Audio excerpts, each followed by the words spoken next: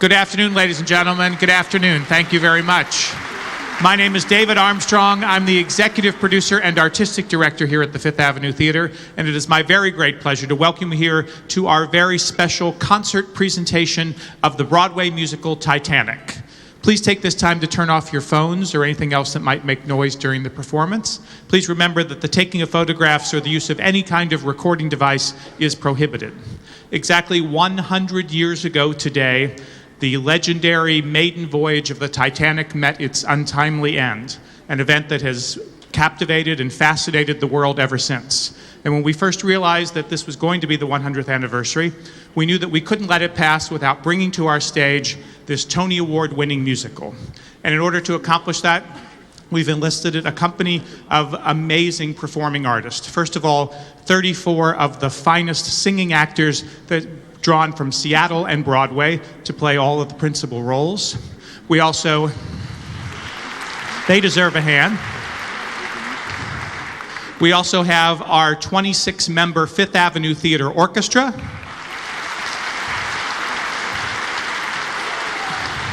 And to cap it all off, 76 members of the Pacific Lutheran University Choral Union.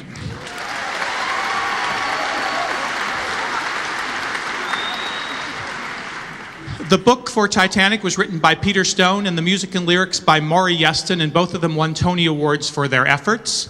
And the text that you'll hear tonight, the lyrics and the story and the book are all inspired directly from the actual events of the historic events, as well as from by the people, the crew, and the passengers of the Titanic. And in some cases, their actual words are used.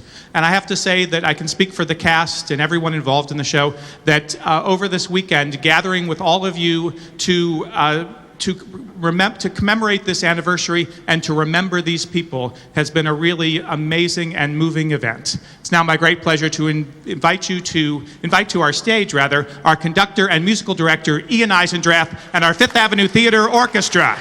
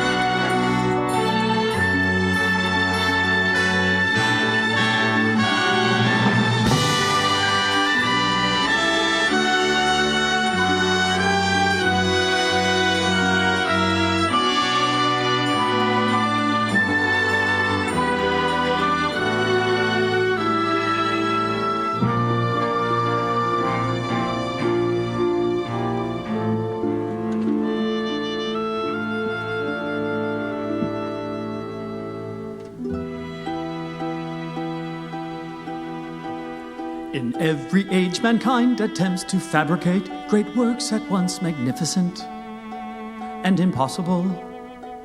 On desert sands, from mountains of stone, a pyramid. From flying buttresses alone, a wall of light. A chapel ceiling screaming one man's ecstasy, one man's ecstasy. Miracles them all, China's endless wall, Stonehenge, the Parthenon, the Duomo, the aqueducts of Rome. We did not attempt to make with mammoth blocks of stone a giant pyramid. no, not a pyramid, nor Gothic walls that radiate with light. Our task was to dream upon and then create a floating city. Floating city. A human metropolis, a complete civilization, sleek and fast, at once a poem and the perfection of physical engineering. At once a poem and the perfection of physical engineering. How did they build Titanic? Near 1,000 feet in length. Huge beyond past endeavor, strong beyond mortal strength. 46,000 tons of steel, 11 stories high. She's a great palace floating, quiet as a lullaby. Fare thee well, my darling, I'll be back before a fortnight has passed. Fare thee well, my darling, I'll be back before a fortnight has passed. Fare thee well, my darling, I'll be back before a fortnight has passed. Barrett, stoker off the Baltic. Fleet, look out off the Majestic. Harold Bride, wireless operator with the Marconi International Marine Signal Communications Company Limited. There she is, towering high, broad and grand, ship of dreams, sailing day, morning bright, take your flight, ship of dreams. She strains at her lines, the smoke from her funnels trailing. Her prow like a knife, she'll cut through the waves unfailing. Soon to be underway, size and speed unexplored, and I'll be aboard that ship of dreams. 7,000 heads of fresh lettuce, Titanic. Morning, Mr. Lightoller. Morning, Mr. Pittman. Morning, Captain. Morning, Captain. 36,000 oranges, Titanic. Morning, Mr. Murdoch. Morning, Mr. Pittman. Morning, Murdoch. Morning, Captain. Mr. Pittman, please complete the loading of the freight and prepare for the boarding of the serving staff and crew. Aye, Captain.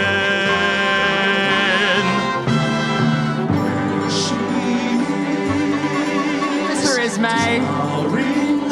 Morning, Mr. Wretches. Hello, Mr. Pittman. And grand Morning, Mr. Whiteley. of dreams, 42,000 fresh eggs, Titanic.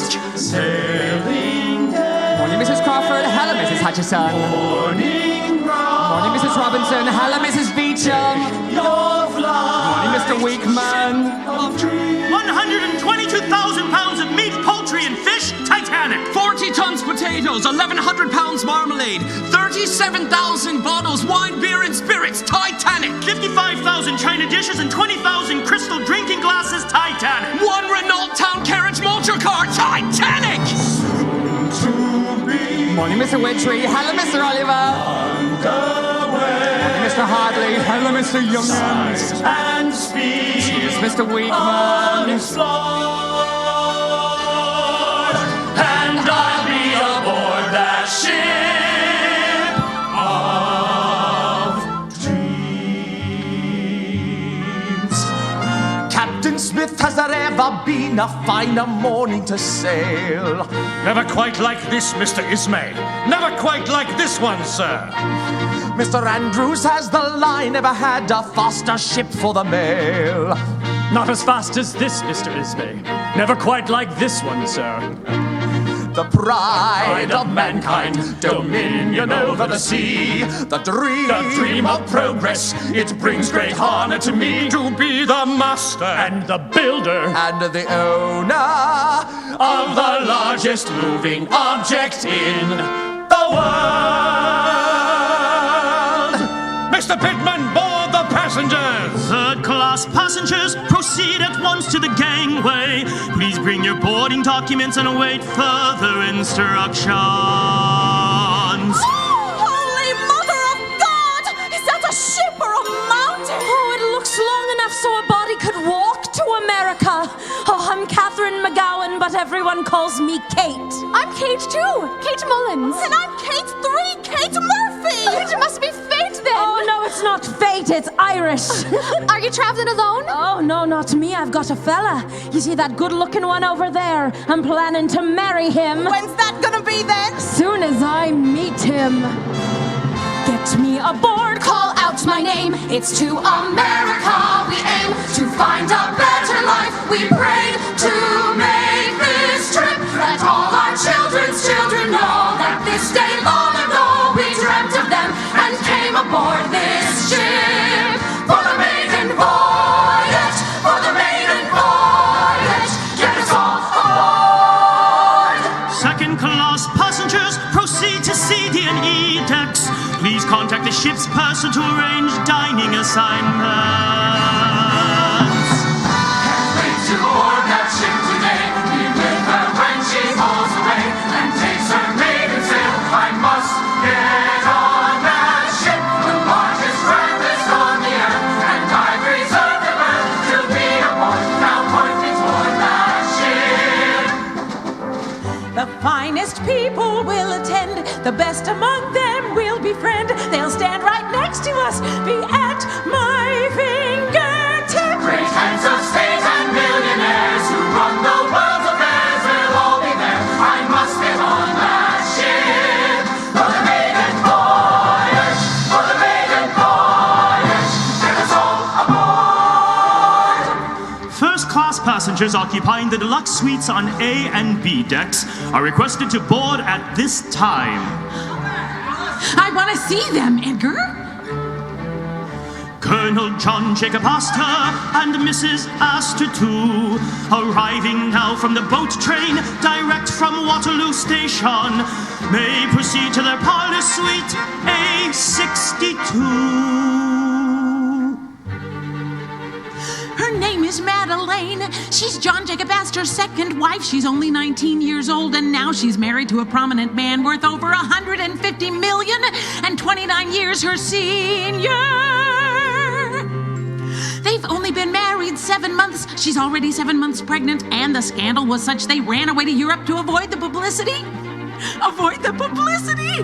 Mr. and Mrs. Isidore Strauss may proceed to parlor suite B55. Aren't they modest? You'd never think by looking at them that he and his brother own Macy's department store. Own Macy's department store! Outright! And he was close advisor to President Grover Cleveland and served in the House of Representatives 2 full terms.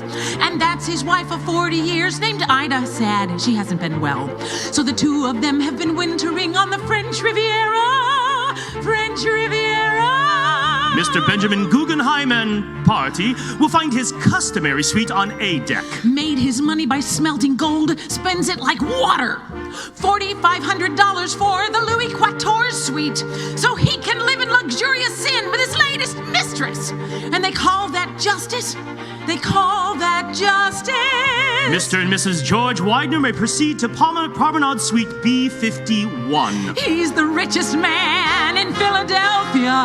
Mr. and Mrs. John B. Thayer and family, Promenade Suite B58. Vice President of the Pennsylvania Railroad. Charlotte Drake Cardoza, Suite B54. No one really knows who she is, but the newspaper says she booked the most expensive suite on the ship and travels with 14 steamer trunks, a medicine chest, her personal pillows and sheets, and 4 little Pekingese dogs. So she must be somebody. She must be somebody.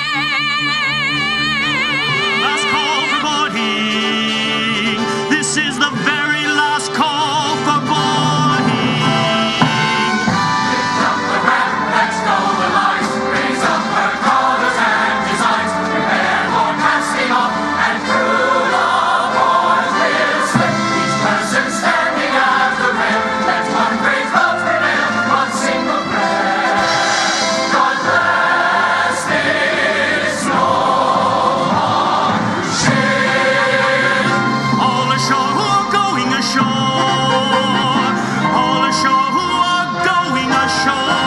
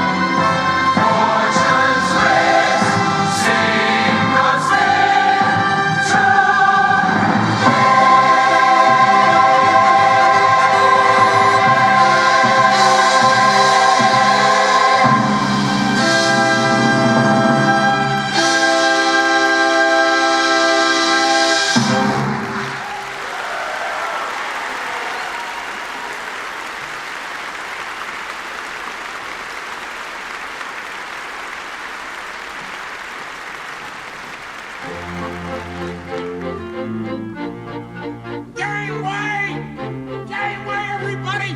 My car broke down! Hold the ship! Wait! Come back! You gotta come back!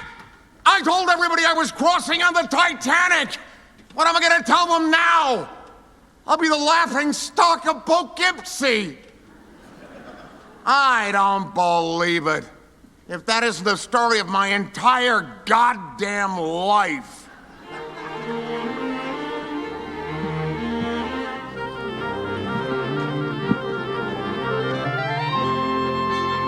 We've cleared Wolf Rock, sir.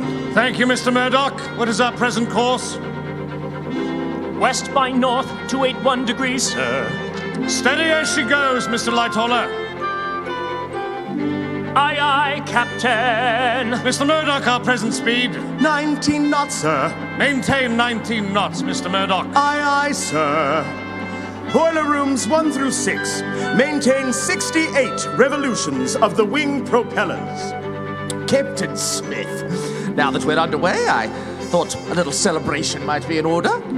I'm sorry, Mr. Ismay. I don't allow alcohol on my bridge. Mr. Etches, you know that. Yes, sir, I do. Technically speaking, EJ, it could be considered my bridge. Not at sea, Mr. Ismay. I'm terribly sorry, sir. I'm afraid this bottle seems to have gone completely flat. I couldn't possibly allow you to drink it. Would you like me to fetch you another, Mr. Ismay? Oh, never mind. Let it go. Thank you, sir.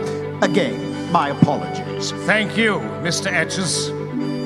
Yes, well, with or without champagne, I want to toast our ship, the Royal Mail steamer Titanic. Nearly a quarter mile in length, she's bigger, grander, and safer than any ship in history. The greatest achievement in transatlantic navigation since that very first crossing 420 years ago. Ah! Mr. Andrews, I'm glad you're here. I was just congratulating the three of us on our contribution to the 20th century. I give you progress, gentlemen. Mr. Ismay, I trust that you will excuse us. We all have our duties here. Tell me, what is our present speed, EJ? 19 knots, Mr. Ismay. Really? Well, I would have expected us to be going faster now that we've cleared land. I want us to make New York by Tuesday afternoon.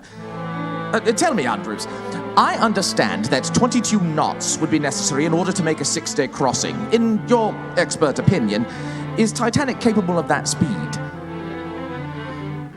Oh, come on, man. You're the one who built the thing. Are we capable of 22 knots? Capable. Yes, sir. I'm sure we are. Possibly a bit more if pushed. 23, perhaps, but... Excellent, sir. I'm very pleased to hear it. But it is customary for a maiden voyage to proceed prudently. It is the maiden voyage which creates news, damn it, and I intend for this one to create a legend. So answer me straight, sir. When can we expect to run at full speed? When the captain orders it, sir. Well, then I guess we shall just have to persuade him, won't we?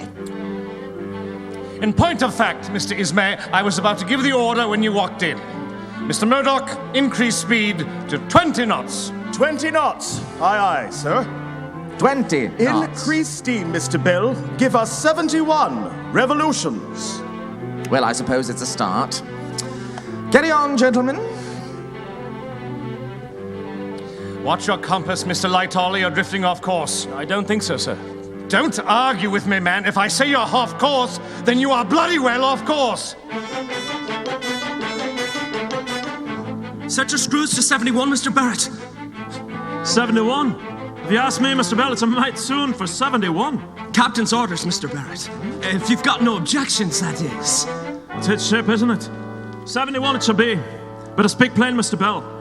If it was my ship, I wouldn't recommend her speed be increased too quick. Do as you're told, Mr. Barrett.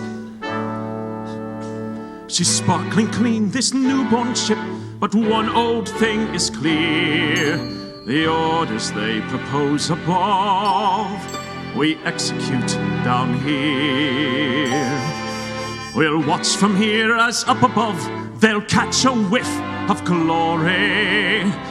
This wonder ship may be brand new, but it's the same old story. Stoke the fire in the hold as the men draw back. Feed the heat in the hole as the men draw back, and the dust of the coal in the air is black, and a trickle of sweat runs down your back. And what are the boys from the Midlands doing here?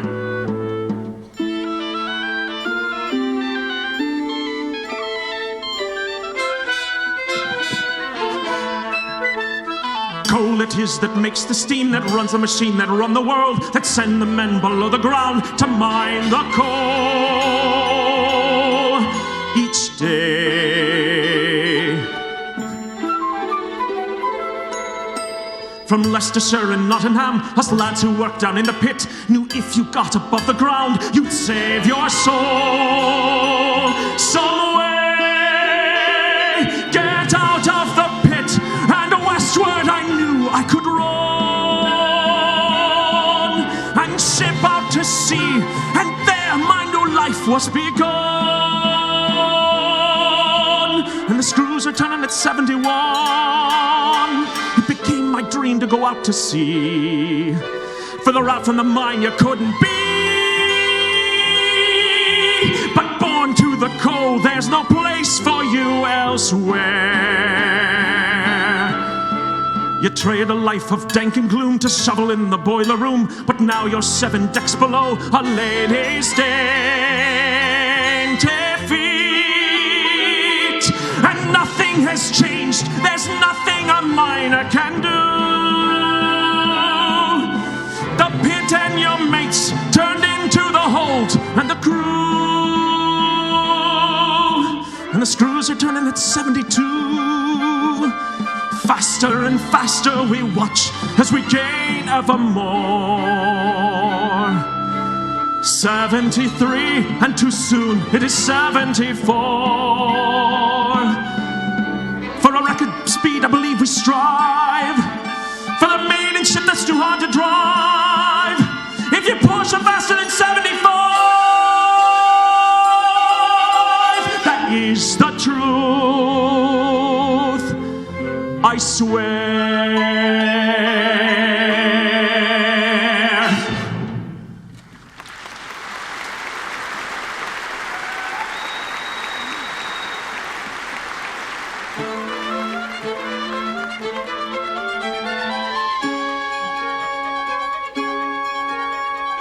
Edgar, look.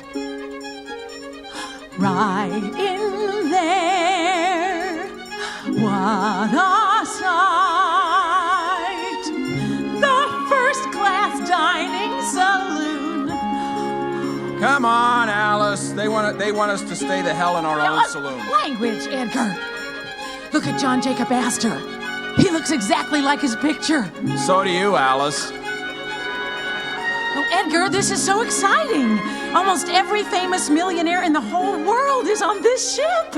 And to think, we'll actually be rubbing elbows with them. How impressed they'll all be when they hear all that you know about hardware. Yeah, well, I wouldn't exactly count on rubbing elbows with them, Alice. They won't allow us peasants in second class to go anywhere near those people in there. Well, what's the point of being on the same boat if we can't hobnob with them?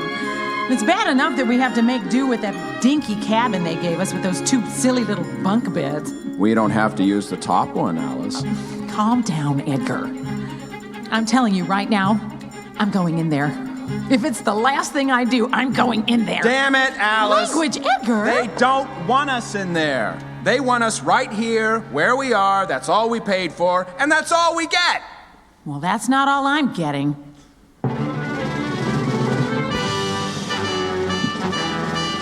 My dear Mr. Latimer, prepare to greet our clientele. Our meeting is imminent. Having just rung the dinner bell, it won't be a novelty. We mostly have seen them all before. Prepare for the usual. You should be aware of what's in store. We've served them on the Baltic and the Oceanic, Olympic and Majestic, and today's the same. There's nothing changed. Mr. Astor takes his toast dry. Mrs. Strauss likes the grouse with the sauce on the side, and the Wideners love kidney pie. Bring it hot, if it's not, they'll be fit to be tied. They're accustomed to the best of all that money buys. The world of free enterprise has given this privilege to the rich. When they're idle, they're entitled to the luxury which we provide. That's forever the source of our pride, which is why it's always there with a special form of care for every hungry millionaire. By now they've all arrived. We're sailing aboard the greatest ship that ever sailed the seas. The hull and the keel imperviously stronger by degrees. Magnificent crystal chandeliers, parquet on all the floors. The ceiling is Jacobean art decor the world adores. Remarkable ship, what a ship, remarkable key, what a key, remarkable sea, what a ship. If it could be put in a phrase, it's what a remarkable age this is. A fellow's invented see-through film, he calls it cellophane. Another has built a parachute for jumping out of an airplane. Remarkable things are endlessly throughout the human brain. Indeed, and what a remarkable age this is. Keep the captain's table pristine. Here we seat the elite whom we happily serve. Here they dine on fine French cuisine. It's the creme de la creme's exclusive preserve. It's the pleasure of the leisure class's greatest wits to be where the captain sits when taking their dinner on the sea. Giving deference to their preferences is our chief art. We play a part in a perfectly working machine. You should ever be aware this is a privilege great and rare, a special burden that we bear in our respective lives. Remarkable U.S. Steel is splitting shares at 5-4. Monopoly makes the industry far better than before. Attending the coronation of King George V was grand. And afterwards off to Monaco to frolic in the sand. Remarkable talk, remarkable times, remarkable world, a world so much to surprise and amaze. And what a remarkable time, what a remarkable world, what a remarkable world.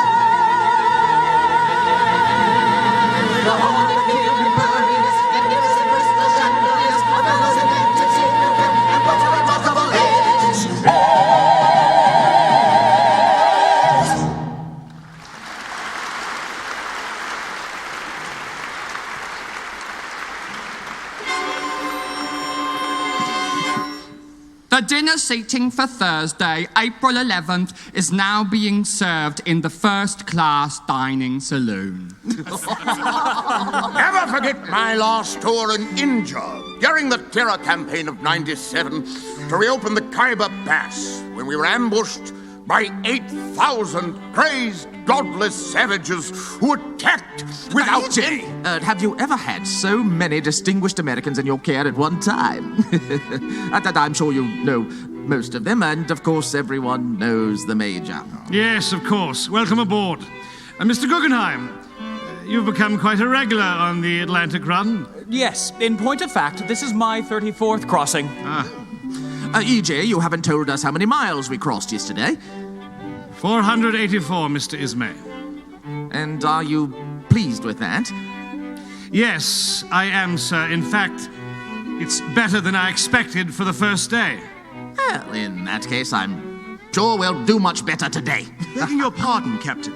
Mr. Lightoller has requested his course. Increase speed, Mr. Murdoch, to 21 knots. And tell Mr. Lightoller to set course at west-northwest, 292 degrees. That's the northern track, sir. Yes, I'm well aware of that, Mr. Murdoch. It will save us both coal and time. At least 3 hours. 3 hours? Well done, EJ, well done. The dinner seating for Friday, April 12th, is now being served in the first-class dining saloon. Don't believe I told you about my forced march to the Sudan during the winter of '85 to relieve the attack on Chinese Gordon by the Mahdi and 6,000 of his crazed, godless savages who came down with their spears. EJ, I'm sure we're all quite anxious to know yesterday's mileage. 519, Mr. Ismay. Ah, much better.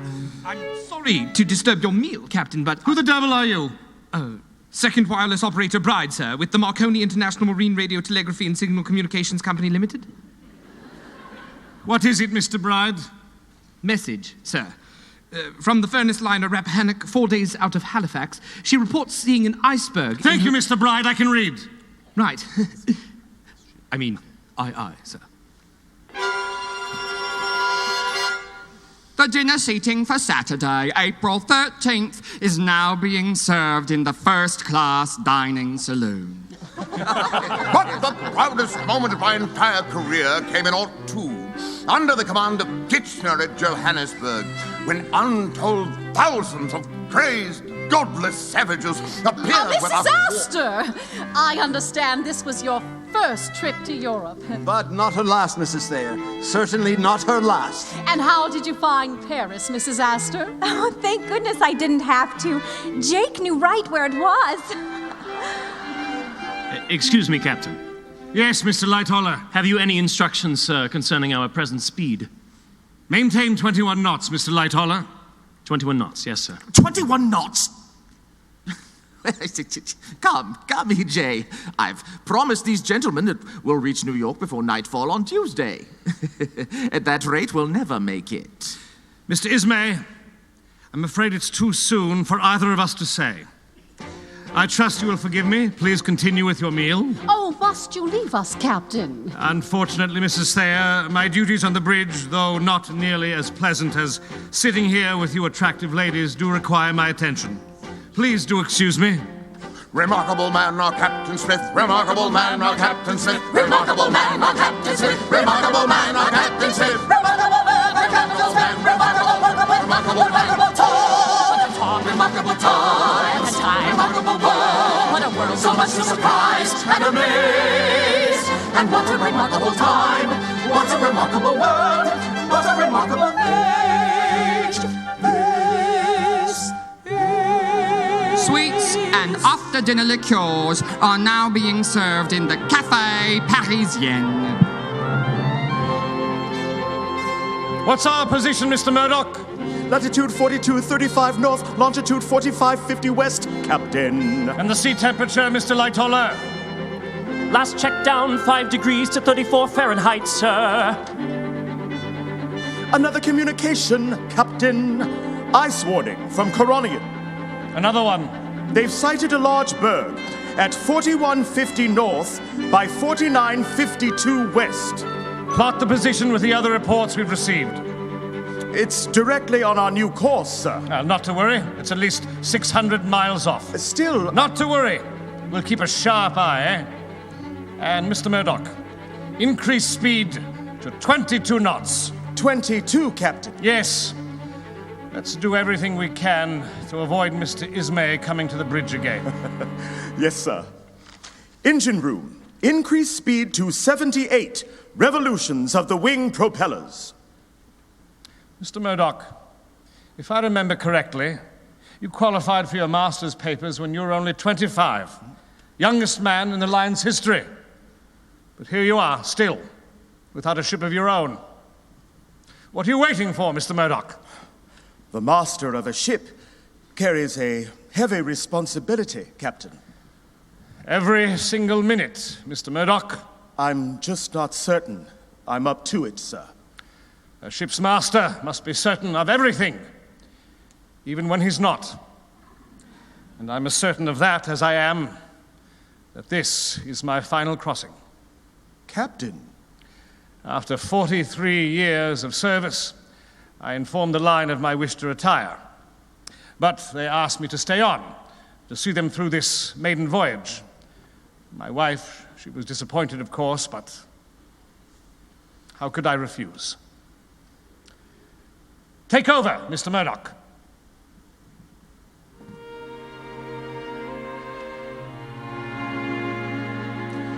Thousands on board, each in his class. You are the master of all that must pass. Yours to set course, yours to command. You hold their souls in the palm of your hand. You hold their souls in the palm of your hand.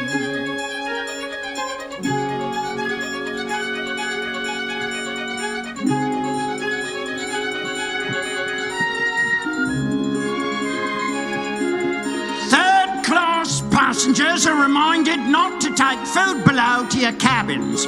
What's the reason for that, then? It encourages the rats. They got rats on a brand new ship? They're always the first aboard. Well, they're welcome to have part of my share. Sure, me and me entire family could live a week off just what I've been leaving on me plate. And all of it for free. Free? Are you daft, then? And why do you suppose they charged us every bit of 60 shillings for our passage? What do I need with all this fine cloth and electric light? Well, Jim Farrell, I'm gonna have fine cloth, electric light, and a whole lot more when I get to America. Including me own personal bathtub. I'm gonna rise straight to the top, I am. Just like cream. I will be a proper person. People will look up to me. What a girl, that girl McGowan, Katie, Violet, Maud, Marie. I'll aspire to heights of glory in the new world that can be. that grandest nation, I'll stand tall. Reach my very highest hopes of all. Oh, I'm aiming to have a real profession, I am. Me too. Me three. I want to be a lady's maid in America. In America, the streets are paved with gold. I want to be a governess in America. In America, it's better, I am told. I want to be a sewing girl in America. In America, I'll sew till I am old. There's a place called Chicago. I've seen it on the map. There's a place called Maryland. I've seen it on the map. There's a place in America called Albuquerque, and I'm hoping it's a bit like Donegal. Oh, I'm hoping that it is. There, I'm hoping that it is. Where my dreaming and my hoping and my scheming and my praying and my wishing to be happy will come true enough that I want to be an engineer. In America, the streets are paved with gold. I want a shop to call my own. I will be grand.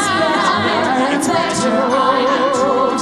Oh, far beyond the northern sea, a new life can unfold.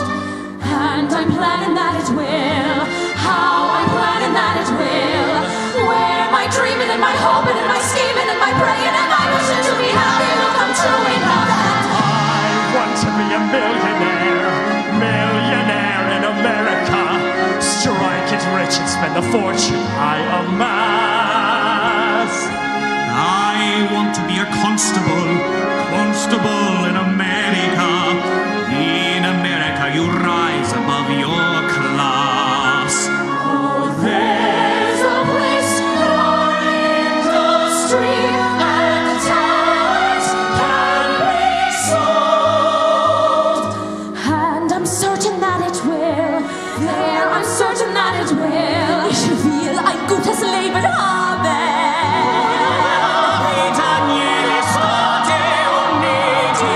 Where my dreaming and my hoping and my scheming and my praying and my wishing to be happy will come true enough. I want to rise above. I will be grand. America, the streets are paved with gold. I want to be a lady's maid. Engineer. In America, better place for me and you. Better land to start new. Better land for the baby. That I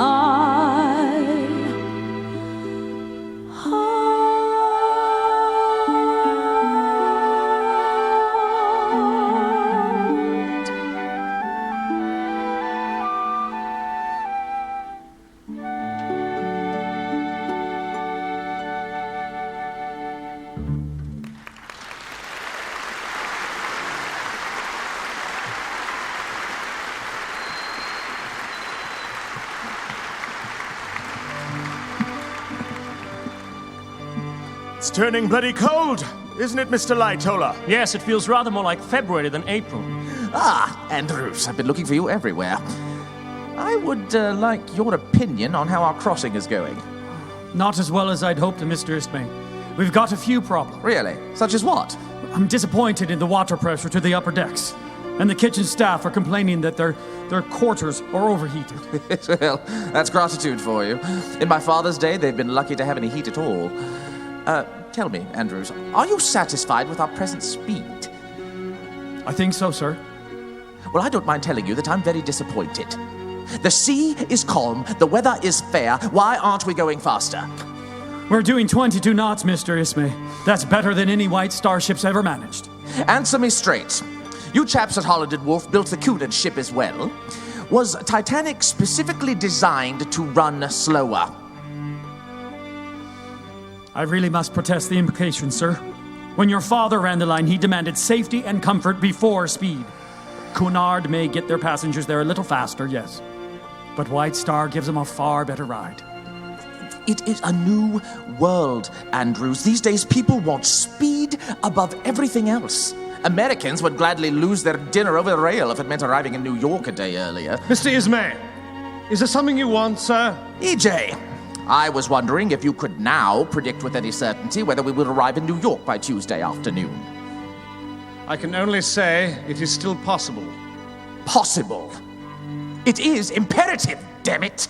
If we have to stand off until Wednesday morning, our return to England will be delayed a full 24 hours.